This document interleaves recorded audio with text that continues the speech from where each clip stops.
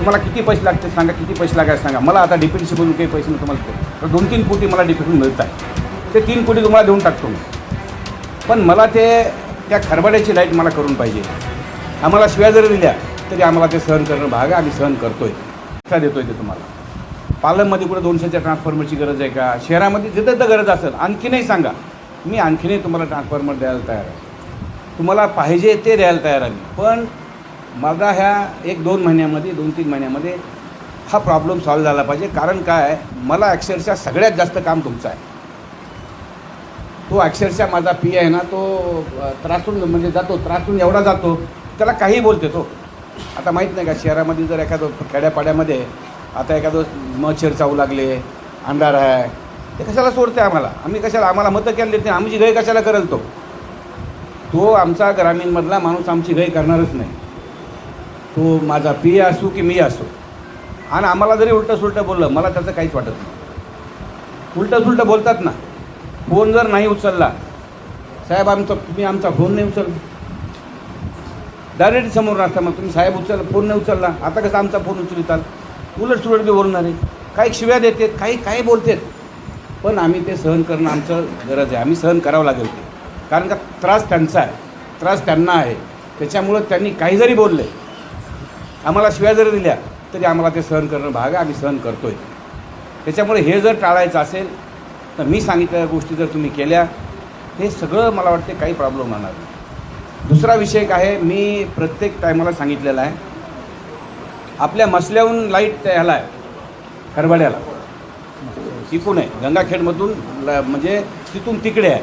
काय होतं, मी दोष कुणालाच देणार नाही. त्याच्यामध्ये इथं काही झालं, तिकडं लोड जास्त वाढला, बस ते खरबाडा कट करून टाकायचं.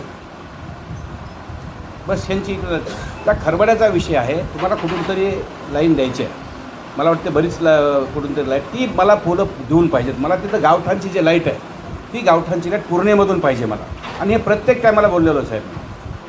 इव्हन मी निधीला पण सांगितलं, त्या अशोका बिलकुल त्यांना पण सांगितलं. काल निधीला पण मी बोललो मी, तर तिला पण सांगितलं मी, त्या कशात बसवायचं, काय करायचं, किती पोल आहे, तुम्ही त्याच्यामध्ये बसवा. नाही तर तुम्हाला किती पैसे लागते सांगा, किती पैसे लागायचे सांगा. मला आता डिपेंडशी बोलून काही पैसे मी तुम्हाला देतो. तर 2-3 कोटी मला डिपेंडून मिळत आहे. ते 3 कोटी तुम्हाला देऊन टाकतो मी. पण मला ते त्या खरबाड्याची लाईट मला करून पाहिजे. आणि ते तुम्हाला एक सांगतो, म्हणजे खरबाड्यामध्ये साहेब अक्षरशः 10 मतंही बाजूला जात नाही. 10 मतं बाजूला जात नाही. 10 मतं टोटल गाव माझं आहे. ते असेच गाव आहेत काही सगळे. आणि मला हे म्हणजे कसं आहे, प्रत्येक गाव इतके चांगले गाव आहेत की त्या लोकांना त्रास झाला, मग ते मला म्हणणार तर कुणाला म्हणतील ते. काही लोक आहेत त्याच्यामध्ये एक्सपर्ट असे झाले, ते खरबाड्याचे लोक इथं येते. मला रात्री 12-1 वाजता फोन, साहेब लाईट गेलेली आहे, आम्ही बसवतो, फक्त शटडाऊन द्या, फक्त बंद करून द्या. काही वेळा साहेब अशी बंद करून दिली आहे मी लाईट. एक वाजता सांगितलं, मला बा ते बंद कर आणि देऊ दे म्हणून बसू. आणि ते येऊन करून चालले. अशी परिस्थिती आहे. ते खरबाड्याचा विषय मला तुम्ही किती दिवसात मिटवणार, मला आता एवढं सांगायचं आहे तुम्हाला. मी त्याच्यामध्ये आता वाट बघणार नाही. खरबाड्याचा विषय, आणि मला इकडून गंगाखेडून लाईट त्याची बंद करायची आहे. हे जी असेल, जे काय असेल त्याला ते तिकडून गावठाणची लाईट मला खरबाड्याला पूर्णेमधून द्यायची आहे. तुम्हाला जे काय करा ते करा, नोट करून घ्या. आणि त्याचा जबाब मला आत्ता द्या, किती दिवसात तुम्ही लाईट त्याची उभी करून द्या. आणि दुसरा विषय एजीच्या लाईटचा आहे. आपण आता एजीला किती वाजता लाईट द्यालो आहे? आपण कधी 3-4 वाजता, 2 वाजता, 2:30 वाजता लाईट द्यालो. ती न देता तुम्ही दिवसाचं काही किंवा रात्री 9-10 वाजता म्हणा, काही म्हणता थोडं रात्री 2-2:30 वाजता साहेब झोपायचं का नाही मग शेतकऱ्यांनी? हा विषय आहे. तुम्ही सकाळी समजा 5 वाजता दिली, जाईल 5 वाजता उठून शेतकरी. पण रात्रीच्या 3 वाजता जर म्हणलं, त्याला 3 वाजल्यापासून 2:30 वाजल्यापासून जर म्हणलं, तर तो शेतकरी कसा जाणार आहे मला सांगा. ते जरा बघा. मला रात्री 5 वाजल्यापासून सकाळी 5 वाजल्यापासून तुम्ही सकाळी 9, 10, 11, 12 वाजेपर्यंत जेवायला दिलं, किती तास द्यायचे तुम्हाला? 8 तास लाईटची. आणि तुम्ही अल्टर चेंज करा. तुम्ही कुठल्या भागामध्ये कोणत्या टायमाला देताय तो भाग तुमच्याजवळ लाईट किती अवेलेबल आहे, ते अवेलेबल जसं आहे त्याप्रमाणे कोणत्या भागाला किती लागते तेवढी द्या. किती एम्पेस लागेल, जे काय लागेल तुम्हाला तेवढी द्या. आणि उरलेल्या भागामध्ये पण रात्रीची, एकदम रात्रीची न देता, समजा 4 वाजता दिलं, दुपारी 4 वाजता, 4 ते 10 दिली किंवा 4 ते 6 दिली, 8 म्हणजे काय असं. म्हणजे त्यांना लाईट 11च्या 12च्या नंतर लाईट नका देऊ तुम्ही. 12च्या आत सगळं संपून टाका. ठीक आहे, हा एक विषय. आणि तुम्हाला आलटून पटून कुठं वळायचं तिन्ही तालुक्याचं बोलतो मी, तिन्ही तालुक्यात त्या पद्धतीने करा. बाकी विषय आहेत बघा आणखीन काही काही ठिकाणी म्हणजे आपले जे तारा आहेत, जे पोल आहेत, हे पोल काही 30-30, 40-40 वर्षापूर्वीचे पोल आहेत. हे पोल आपण बदला आता. त्याच्यासाठी हे बघा, तुम्ही ते 3 कोटी साहेब मी देतो आहे तुम्हाला, मला वाटतं की 2-3 कोटी मिळतील. जर जास्ती मिळालं तर बघतो मी DPDC, तुम्ही मागणी करा काय, आणि तुम्हाला किती देता येईल ते सगळे पोल वगैरे जे आहेत ना, ते पोल दुरुस्त झाले पाहिजे साहेब. असे वाकडे तिकडे एवढे आहेत खाली. आता मला वाटतं आहे मी त्या कुठे गेला तो त्या दिवशी घुवे होता ना, घुवे तू त्या आपण त्याच्यामध्ये उद्घाटनाला मी गेलतो बघ, किती हाताला येतात तारा असे. नाही रे, इथं गोमनगरला हे कसं म्हणजे हाताला येते तार अशी. जर हाताला येतं ते मरल ना माऊन त्याच्यामध्ये. आणि गुडे साहेबाचं तुझं दोघांचे मी थँक्यू म्हणतो, कारण का मानकादेवीचा प्रश्न तुम्ही सांगितल्या दिवशी मिटवला. बस बंद झाली होती त्या ताराखाली आल्याच्यानंतर. मग त्या दोन्हीकडनं असं पोल वर दिले असे आणि ते तारा हे केले आपण, आणि मग ते आता बस येणं चाललं. विद्यार्थ्याला जाणं येणं बंद, सगळं जाणं येणं बंद झालं. तर धन्यवाद त्याबद्दल. तुम्ही काम चांगलं केलं की आम्ही धन्यवादही देणार आहे. काम नाही चांगलं की आम्ही ठोकणारे वेळ लक्षात ठेवा. काम चांगलं केलं की पाठ ठोकते तो आम्ही. काम नाही चांगलं केलं मग त्या पाठीवर दुसरं काहीतरी पडतं. हां, तसं तुम्ही काम चांगलं करताय तुम्ही, काय विषय नाही. आणि माझ्या लोकांकडनं तुम्हाला कधी त्रास होणार नाही, माझ्या कार्यकर्त्यांना होणार नाही, माझ्या लोकांकडनं तुम्हाला कधी त्रास होणार नाही. त्याची जिम्मेदारी सर्वस्व मी घेईन. तुम्हाला कोणी बोलणार नाही, अशी मिटिंग कधी होणारही नाही. हे माझं हे लोकांची माझी हे असे लोक आहेत माझे. अशी मिटिंग तुम्ही करून दाखवा मला परभणीमध्ये कुठंच होणार नाही. तुम्ही अनुभवून बघा तुम्ही होते, पण नाही तेवढं माणसावर कंट्रोल पाहिजे. त्या लोकांचं आपण वेळोवेळी कामं केले पाहिजे. आज आपली एवढी जे आपल्याला माझा समजा जे काय माझी इज्जत करत असतील तर त्यांना माहीत आहे की साहेब आपलं कळकण आपल्यापेक्षा जास्त काम करतं, ते त्यांना माहिती आहे, कल्पना आहे त्यांना. हे विषय आहेत. रात्रीच्या लाईटचा विषय आहे. तुम्हाला त्या आपली ती कुठली स्कीम आहे ती गावठाण सेपरेशन, नाही गावठाण सेपरेशनचं मुख्यमंत्री आता बघा. काल मी मिटिंग घेतली तर त्या मिटिंगला गेलो होतो मी, ऑनलाईनला मी पण होतो तिथं. तर तिथं अशोका बिल्डकॉनला आणि ते 2-3 लोक आहेत ना, कोण आहेत दुसरे आणखीन कोण आहेत आपल्याकडे, अशोका बिल्डकॉन आणखीन कोण आहे. त्यांना आता बघा, त्यांना पत्र दिलं. मी तलवारकर साहेबाकडे होतो, तुमचे सांगळे सीईला मी बोलून घेतलं होतं हां प्रोजेक्टचे. त्यांना सांगितलं की तुम्ही ब्लॅकलिस्टचं, त्यांना ब्लॅकलिस्टचं पत्र पण दिलं मला शेवटचं पत्र दिलं त्यांना. नाही तर ब्लॅकलिस्ट करा त्यांना, दुसरं करा. पण माझं मत हे नाही की तुम्ही ब्लॅकलिस्ट केल्यानं आणखीन वेळ लागण्यापेक्षा त्यांच्याकडून करून घेता होतं आहे का, त्याच्यावर दबावता आला. आता पूर्ण दबाव आला त्याच्यावर बघ उचलू नको, त्याच्यावर पूर्ण दबाव आला.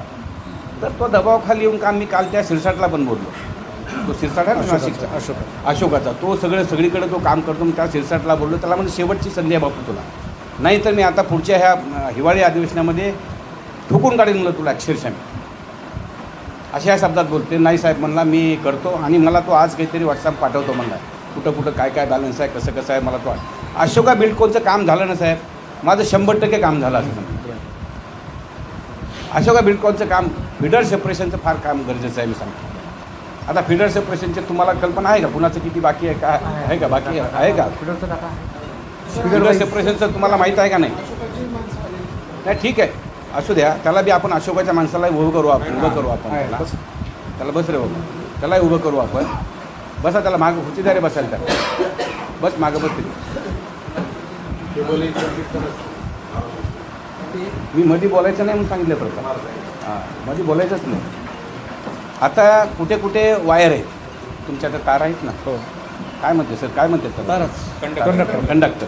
हे कंडक्टर खूप खराब झाले, डिटिग्रेड झाले. आता तुम्ही तुमचं ठरवलेलं आहे की आपल्याला केबल टाकायचं.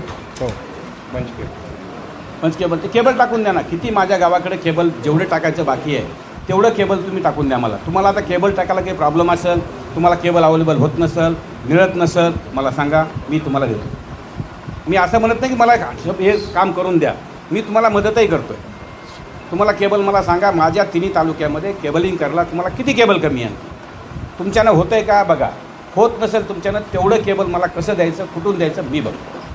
तुम्हाला मी केबल देतो, पण माझ्याकडे लिस्ट आली पाहिजे किती किलोमीटर तुम्हाला केबल पाहिजे, हे मला तुम्ही द्या. केबलिंग जर झालं तर मला प्रॉब्लेमच येणार नाही ना पुन्हा. ट्रान्सफॉर्मरचं सांगितलं तुम्हाला. आता राहिला एजीचा विषय.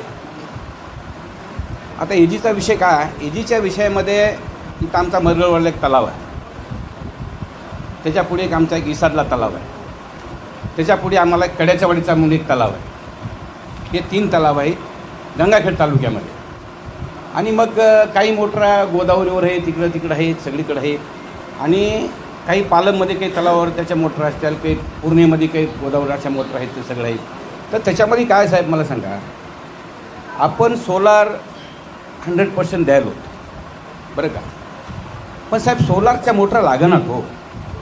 मी माझं उदाहरण तुम्हाला कोणतरी मला सांगेल, एक जणाला कोणाला तरी विचारेन, मी उभा टाकून एखादा माणूस बोलेल, मी त्याला विचारेन की सोलारचे वर्षे भरलेले ते सोलार माझंच मी उदाहरण देतो. मी भरून मला वर्षापासून मला मोटर मिळाली नाही सोलारची, माझ्या मुलीच्या नावानं भरलं आहे मी, एखादी मोटर घ्यावी म्हणून म्हणलं तर कुठं झालं ते, आणखीन काहीच झालं नाही.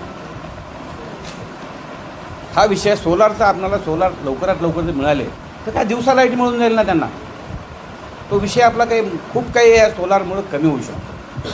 त्याच्यामुळं तो एक विषय हे करा. आणि मला मुख्यमंत्र्यांशी सांगितलेलं आहे, मला काल आम्ही भेटलो ना, रात्री 12 वाजता भेटलो. म्हणजे रत्नाकर, तुम्हाला जेवढं ताबडतोब तुम्ही सोलारचं काम करून घ्या तेवढं तुम्हाला फायदा होणार आहे. आता कुठं सोलारचं काम चालू आहे, तुम्हाला काय काय प्रॉब्लेम आहेत त्याच्यामध्ये, कुठं काही कमी आहे का, कुणी अडवलं आहे का. आता जसं तुमचं कोदरीचा विषय होता, मला फोन आला, मी कोदरीचा विषय तुमचा सॉल्व करून दिला. तिथं किती मेगावॉट आहे, 5 मेगावॉट, 6 मेगावॉट, किती मेगावॉट आहे बघा, 5 मेगावॉट आहे मला वाटतं. ते 5 मेगावॉट जर माझं झालं तर माझा तो भाग एकदम प्रॉब्लेम सॉल्व होऊन जाईल. तसं माझ्या तिन्ही तालुक्यामध्ये सोलार तुम्ही कुठं आहे, कुठं जमिनी आहेत का, जमिनी मिळाल्या नाहीत का, तुम्हाला पाहिजे तेवढी जमीन मिळाल्या का, हे सगळं बघा.